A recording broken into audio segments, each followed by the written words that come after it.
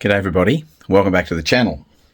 Okay, so I'm going to walk you through a few little bits and pieces that I am doing at the moment and show you exactly. The first thing that needs to happen here is you need to see that I am drinking out of my trusty cup that I got from Rudy over there in the Philippines. So I've got a nice cup of coffee going here, which is also very important. So I'll spin the camera around and I'll show you what's going on.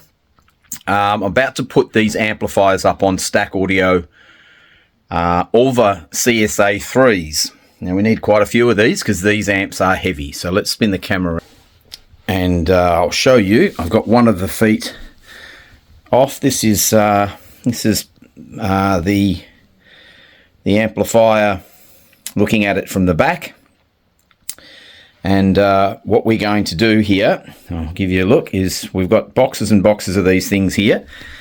We need to place 3 of them, 1, 2, and 3, down either side of the base of the amplifier. So what I'll do is I will set up for the next shot and we'll get this back plate off the amplifier. I thought I could unscrew these off. I've managed to get one off, but I am going to have to take this back plate off the amplifier, and I'll show you all that as we do it, and we'll take these feet off. And the reason we've got to do that is, let's grab one of these things and I'll show you what's happening here. So when I put that there and you look at there, I've got a feeling these feet are going to touch down before the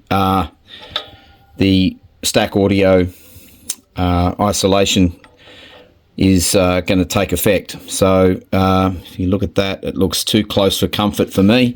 So what I'd rather do is just take the amplifier, take the back off the amplifier and take those feet off, and then we'll go with the Stack Audio footers underneath. So anyway, I'll set up for the next shot and we'll take it from there. Okay, so what we're dealing with here is obviously it's a Torx 20-bit, and we'll head into here and we'll just undo these bolts that hold the plate. This is a completely modular amplifier essentially, so it's just blocks of aluminium, top and bottom, front and back. So if we just remove these bolts, these stainless steel bolts that hold everything together. I'll do this one now. I don't know if you guys can sort of see what I'm doing without me moving the camera around too much. But that's the bolt that's coming. Oops, that nearly went in my cup of coffee. So that's the bolt there that's coming out. Focus, please. I'm still not wanting to focus. There we go. It does focus. So that's what's coming out, and there are, I think, four down either. Oh, where's my other thing? Here we go. There are 4 down each side of this amplifier. So we will remove this one. That's the first 4 on that side. Proceed over to the other side and remove them. First one out.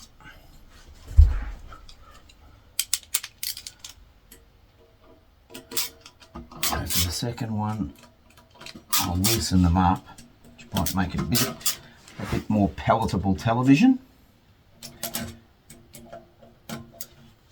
Right.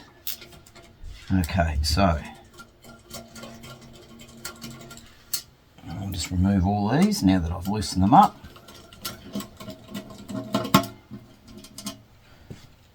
2 more to go. 1, 2, 3, 4. There's actually 5 down each side, not 4. A total of 10 bolts.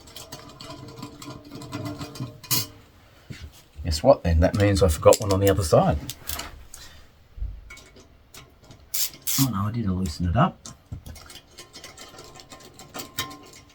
Righto, so that's those 10 off. Now this just lifts off like that. So there we have it. I can now attack these are big slabs of, billet aluminium. mill that billet aluminium, and then let's have a little look in here, shall we? I'll take the camera off the stand and I'll spin it round, and we get a bit of a look at what's going on in here, so you can actually see the beautiful insides of the bottom of this amplifier. Got a bit of sunlight helping us here. So that is the front. That is the obviously the front circuit board for the display and the buttons, and then really you've got literally all your inner wiring connectors here for the XLR and RCA input. Power there. You can see the big beautiful binding posts on this thing, dual binding posts, massive great heat sinks here, you know, resistors in there. So it is a lovely work of art, that thing. But anyway, the next trick will be to remove the feet. I'll do that and I'll come back to you. Okay everybody, welcome back. Okay, the feet are removed off the base of the amplifier, and they're just like a heavy stainless steel foot arrangement with a Torx 20 stainless steel bolt that goes through this plate here, through these holes there and there and there and there, and they look like a door stopper. They're just solid bits of billet aluminium essentially. So they're all off, and I've just put the bolt back into the top of the foot there so that I don't lose them.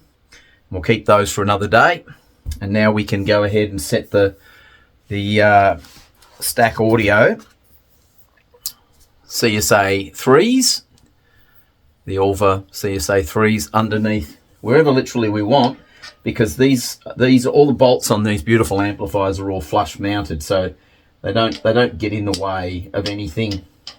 So we can just place them wherever we want to spread the load out. So there's 6 going on each one of these amplifiers. These things weigh in at 85 kilos each. So we'll evenly space 6 of these out across each side of the amplifier down here and here, and then we'll place them on our timber mount. Now, there's something else worth mentioning. I'll take the camera off again and I'll spin it around. So here are the timber bases that are sitting in here. Now, what I will be doing at a later date is I will be setting up some thread certs into the bottom. So I'll lift one of these up and show you what I'm talking about. So under here, on the bottom here, I'll be basically in 4 places. I will be setting up some thread certs, drilling them into the timber, and then I'll be screwing in some spikes in these boards. I've just got to wait for them to arrive, and then they will be going in, but I can't wait any longer. I'm quite anxious. So what I want to do is I want to get these placed back down here into position, essentially like this, and then what I will do is I will use that as a base, essentially, to put the isolation on top of, and then I'll sit the amplifier back on top of that, and we'll plug them all in, and I'll have a listen and I'll report back to you. So next step is to lay out the isolation onto these boards, and then place the amplifiers on top of them. So I'll do that, do that, and come back to you with the next phase of this process. Okay, g'day everybody, here we go. So just to give you a bit of an idea of what I'm doing here, we've got a plate in here, that the overhang, if you like, that happens off the back of the amp. So the way I've thought about doing this is, obviously I want all the weight transfer to be inside here somewhere, so inside the actual body of the amplifier. So doing measurements, I've come up with this essential arrangement here. So the front face of the amplifier will line up with the front face of this timber here, and because they look like they're further forward than back, there's a reason for that, and that's because we don't want to put any isolation over the overhang of the amplifier here. So we just want, you know, it to start back in here somewhere. So anyway, that's what we've got. The next trick now is to set this amplifier down on the board and then have a check to see that we're all in the right spot. And then, if we are, one down, one to go. G'day everybody, well, here we go. So, I'm a bit sweaty. It's hard moving these amps around, but I've managed to get them up on their platforms. I'll spin the camera around, I'll show you. So what we have here is 6 per amplifier, Auva, Stack Audio Auva EQ CSA 3s. So that's the heaviest of the inserts in the component isolation. And we have 3 down either side of each amplifier. So that's a total of 6 per amp, 12 for the monos. So I'll spin the camera around and show you what it looks like. So there we go. I'm not sure if you guys will be able to see in there or not, but there are 3 down either side of there, and essentially, if I show you from here, there's probably 1 there, 1 there, and 1 there. So that's the 3 spots essentially at the back of this vent here, about the middle of this vent here, and at the top of this vent here. So that's where they are. And then there's another 3 down this side. They're sitting on hardwood platforms, which will come up and be spiked at some point as well. But at the moment, that is what we've got. So since that's happened, I've also put the preamp, which is back in the system, up on EQs as well now. There's 3 in there. You can see the one in the back. See the feet are up off the ground there, and 1 more over there. So we have them under everything now. Here's our other amplifier sitting on its hardwood timber floor. And as you can see, I've cut them so that they literally just fit flush everywhere. So they are in place now. The preamp is in place, as you can see. So all of the Vitus stuff is all up off the ground now and on isolation. So what I'm going to do is I'm going to play a track in a minute and have a listen for the first time and see what we've got. Everything's been on for about 15 or 20 minutes now.